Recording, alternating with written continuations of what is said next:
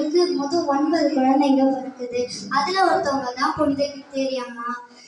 அவங்களோட அம்மா சொல்றாங்க, விலங்குகளுக்கும் அடிமை பெண்களுக்கும் தான் 9 குழந்தைங்க பிறக்கும். எனக்கு இது வேண்டாம்னு சொல்லி அவங்க அடிமை பெண்கிட்ட சொல்லி இவங்களை 9 பேரை கொன்றுங்கன்னு சொல்றாங்க.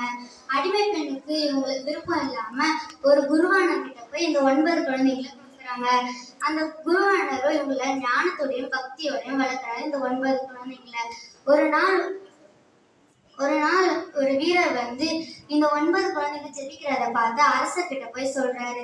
அரசர் விசாரிச்சு பார்க்கும்போது தன்னோட 9 குழந்தைங்க தான் இவங்கன்னு தெரிய வருது.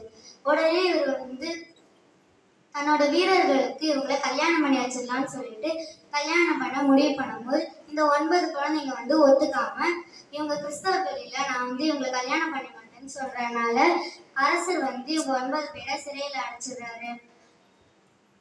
9 பேரை சிறையில அடைச்சிடுறாரு. அப்ப புனித கித்தேரி அம்மாவுக்கு மட்டும் தூய ஆவியார் காட்சி அளிக்கிறாரு. நீ எல்லாரையும் மனமாற்றணும், எல்லாருக்கும் மறைவுரைமை சொல்லணும் அப்படின்னு சொல்லிட்டு தூய ஆவியார் புனித கித்தேரி அம்மாவை விடுவிச்சுறாரு. கித்தேரி அம்மாவும் எல்லாரையும் மனமாட்டுறாங்க. இத பார்த்த ஒரு வீரர் இவங்க அரச துரோகம் பண்ணிட்டாங்கன்னு சொல்லிட்டு அவங்க தலையை வெட்டி கடல்ல தூக்கி போட்டுடுறாரு. புனித கித்தேரி அம்மா தன்னோட தலையை கடல்ல இருந்து எடுத்து 3 கிலோமீட்டர் நடந்து மாதா கோயில் போய் இறக்குறாங்க. இவங்க கடவுளுக்கு ரத்த சாட்சியாகவும் இருக்காங்க. மே 22 இவங்களோட திருவிழாவும் 1716 இவங்களுக்கு புனித பட்டமும் கொடுக்கப்படுது. பாதுகாவலராகவும் தமிழக மக்கள்னால இவங்களுக்கு கல்லறை பாதுகாவலராகவும் இருக்காங்க. வீரமாமுனிவர் எழுதிய கித்தேரி அம்மானை காவியத்தின் தலைவியும் இவரே.